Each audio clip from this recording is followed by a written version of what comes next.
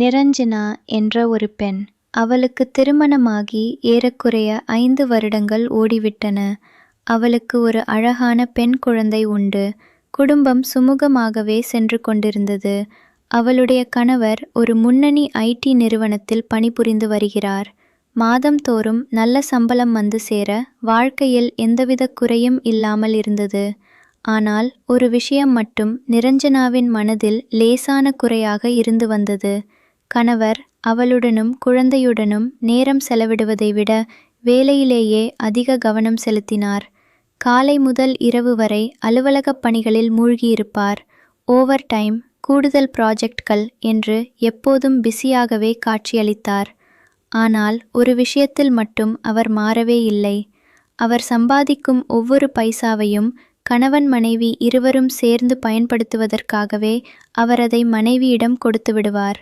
நிரஞ்சனாவும் இவ்வளவு கஷ்டப்பட்டு உழைக்கிறாரே, நமக்காகத்தான் என்று எண்ணி அவரது பிஸியான வாழ்க்கைக்கு ஏற்ப தன்னைத்தானே மாற்றிக்கொண்டாள். இப்படி ஒரு வழக்கமான சாதாரணமான வாழ்க்கைதான் என்றாலும் மகிழ்ச்சியாகவே இருந்தது. ஆனால் வாழ்க்கையில் எதிர்பாராத திருப்பங்கள் எப்போதும் வந்து கொண்டுதான் இருக்கும். அப்படித்தான் ஒரு நாள் நிரஞ்சனாவின் கணவருக்கு அவருடைய நிறுவனத்தில் இருந்து ஒரு முக்கியமான அறிவிப்பு வந்தது.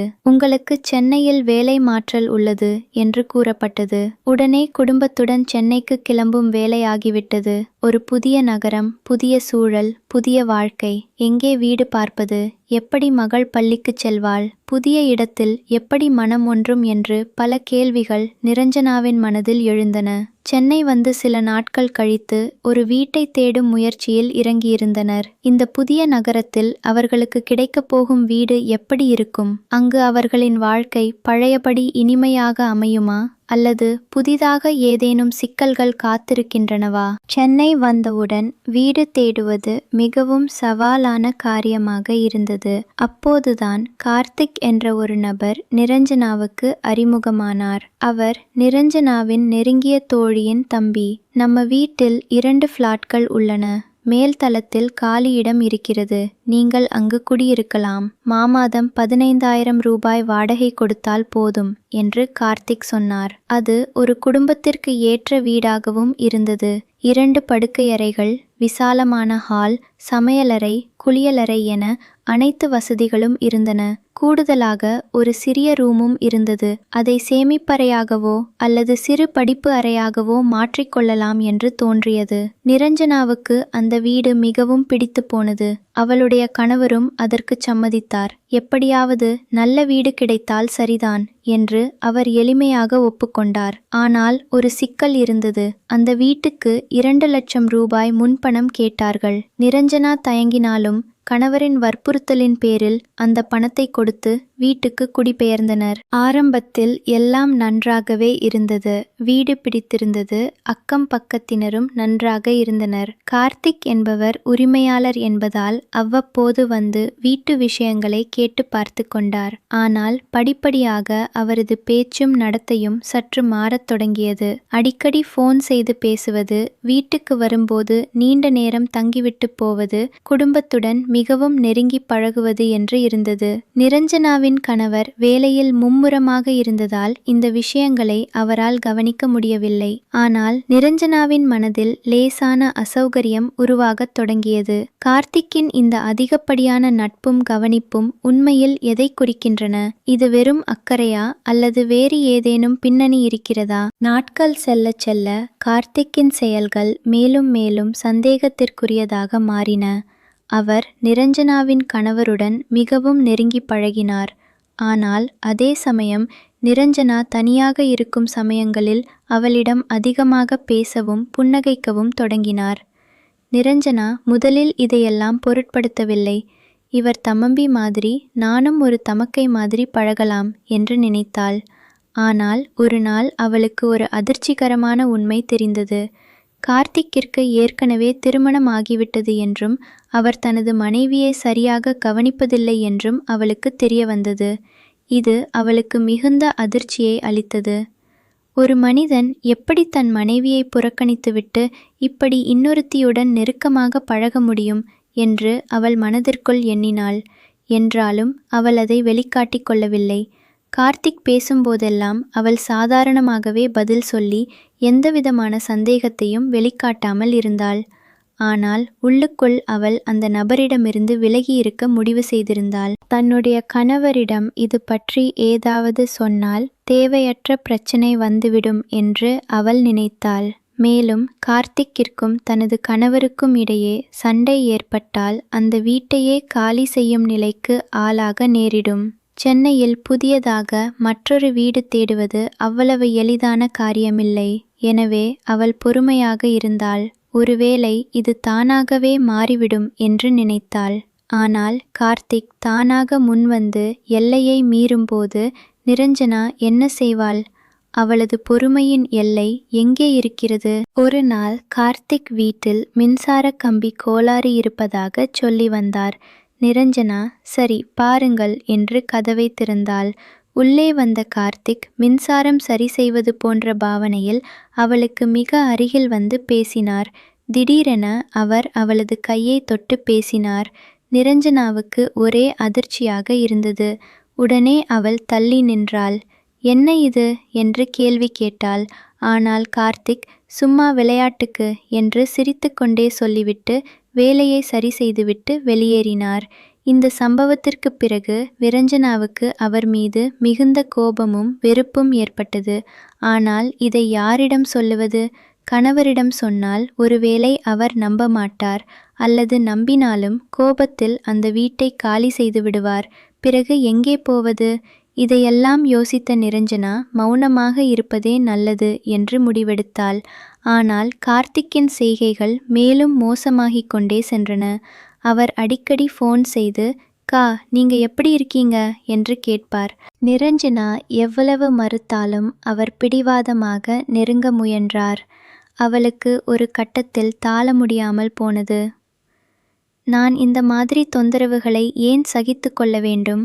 நான் இந்த வீட்டிலிருந்து வெளியேற வேண்டியதுதான் என்று முடிவெடுத்தாள்.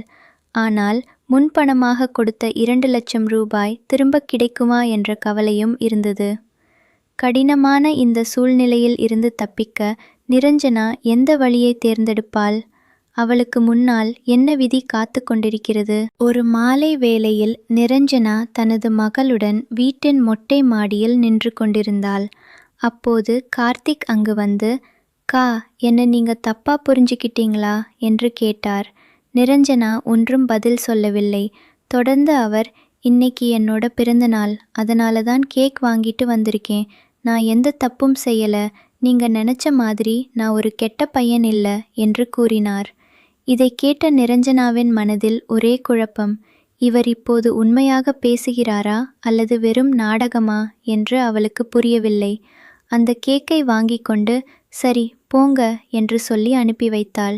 ஆனால் அந்த நாள் முழுவதும் அவளால் அமைதியாக இருக்க முடியவில்லை. இதற்கிடையில் அவளுடைய கணவர் அன்று நைட் ஷிஃப்ட் வேலை முடித்துவிட்டு அடுத்த நாள் காலையில் வீட்டுக்கு வந்தார். வந்ததும் இந்த வீட்டை விட்டு வேறு இடத்திற்கு மாறலாம் என்று சொன்னார். நிரஞ்சனா மகிழ்ச்சியுடன் உடன்பட்டாள். ஆனால் கார்த்திக்கிடம் முன்பணத்தை திருப்பி கேட்கும் விஷயம் குறித்து கவலையாக இருந்தது. நாம் இப்போது சண்டை போட்டால் பணம் திரும்ப வராது. அதனால் பணத்தை வாங்கிவிட்டு அமைதியாக புறப்படலாம் என்று அவள் திட்டமிட்டாள். முன்பண பணத்தை திருப்பி வாங்குவதற்காக கார்த்திக்கிடம் நிரஞ்சனா என்ன மாதிரியான உத்தியை கையாளப் போகிறாள்? அது வெற்றியடையுமா? நிரஞ்சனா கார்த்திக் கிட்ட, நாங்கள் ஊருக்கு போய்விட்டு வருகிறோம், நீங்கள் முன்பணத்தை திருப்பிக் கொடுத்து விடுங்கள் என்று மிகவும் அமைதியாகவும் பணிவாகவும் சொன்னாள்.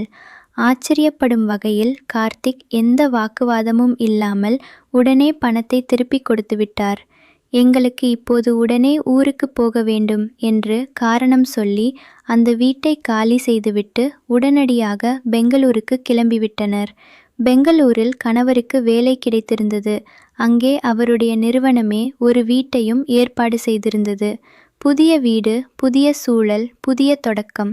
இது ஒரு புத்துணர்ச்சியான மாற்றமாக இருந்தது. அங்கே கணவர் நைட் ஷிஃப்டிலும் டே ஷிஃப்டிலும் மாறி மாறி வேலை பார்த்தாலும் அவரால் முடிந்தவரை மனைவி மற்றும் மகளுடன் நேரத்தை செலவிட முயன்றார். நிரஞ்சனாவும் கடவுள் தனக்கு அளித்த வரமாக இந்த மாற்றத்தை நினைத்து மகிழ்ந்தாள். இப்போது அவளுக்கு ஒரு உண்மை புரிந்தது. நமக்கு கிடைத்த வாழ்க்கையில் எவ்வளவு சவால்கள் இருந்தாலும் அதை நாம் நமது புத்திசாலித்தனமான முடிவுகளால் மாற்ற முடியும். தேவையற்ற இடங்களில் மாட்டிக்கொள்ளாமல் சரியான நேரத்தில் சரியான முடிவுகளை எடுக்க வேண்டும் என்பதுதான் அந்த உண்மை. இந்த புதிய வாழ்க்கையில் நிரஞ்சனாவிற்கு மகிழ்ச்சி கிடைத்துவிட்டதா அல்லது இன்னும் ஏதேனும் புதிய சவால்கள் காத்திருக்கின்றனவா? பெங்களூரில் புதிய வாழ்க்கை ஆரம்பமானது. கணவருக்கு வேலையும் வீடும் வசதியான சூழலும் அமைந்துவிட்டன. நிரஞ்சனாவின் மகளும் அங்குள்ள ஒரு நல்ல பள்ளியில் சேர்ந்தாள். கணவரின் வேலை நேரம் சில நாட்களில் நைட் ஷிஃப்டாகவும் சில நாட்களில் டே ஷிஃப்டாகவும் இருந்தாலும் எப்போது வேலை இல்லையோ அந்த நேரங்களில் அவர் குடும்பத்துடன் நேரம் செலவிடுவதில் அக்கறை காட்டினார். முன்பு சென்னையில் இருந்தது போல அல்லாமல் இங்கே குடும்பத்துக்கு முன்னுரிமை கொடுக்கும் மனநிலையில் அவர் இருந்தார். நிரஞ்சனாவும் மகிழ்ச்சியாக இருந்தாள். இருப்பினும் கார்த்திக் என்ற நபர் அவள் மனதில் ஒரு பாடமாக பதிந்துவிட்டார். எந்த ஒரு உறவிலும் எந்த ஒரு தொடர்பிலும் மரியாதைக்கும் எல்லைக்கும் உள்ள வேறுபாடு மிகவும் முக்கியம் என்ற புரிதல் அவளுக்கு வந்திருந்தது. ஒரு கட்டத்தில் கணவனிடம் சென்னையில் நடந்த விஷயங்கள் பற்றி முழுமையாகச் சொல்ல வேண்டுமா என்று தோன்றியது. ஆனால் அது இப்போது தேவையில்லை, நாம் பாதுகாப்பாக இருக்கிறோம், இனி அந்த நினைவுகள் தேவையில்லை என்று எண்ணி அவள் அந்த விஷயங்களை மறந்துவிட முயன்றாள். தற்போது கணவனுடனும் குழந்தையுடனும் மகிழ்ச்சியான வாழ்க்கையை அனுபவித்துக் கொண்டிருந்தாள். கடந்த கால சம்பவங்கள் இனி அவளை பாதிக்காது என்ற நம்பிக்கையில் புதிய கனவுகளுடன் தனது பயணத்தை தொடர்ந்தாள். ஒரு குடும்பமாக மகிழ்ச்சியான தருணங்களை சேர்த்து வைத்தாள். இதுதான் வாழ்க்கை. தடைகள் வந்தாலும் விடாமுயற்சியும் புத்திசாலித்தனமான முடிவுகளும் நம்மை வெற்றிக்கு அழைத்துச் செல்லும் என்ற உறுதியுடன் அவளது பயணம் தொடர்கிறது. இனி வரும் காலங்களில் நிரஞ்சனாவின் வாழ்க்கையில் என்ன நிகழும்? அவள் தனது பழைய நினைவுகளை முழுமையாக மறந்து மகிழ்ச்சியாக வாழ்வாளா அல்லது கடந்த காலம் மீண்டும் அவளை தேடி வருமா?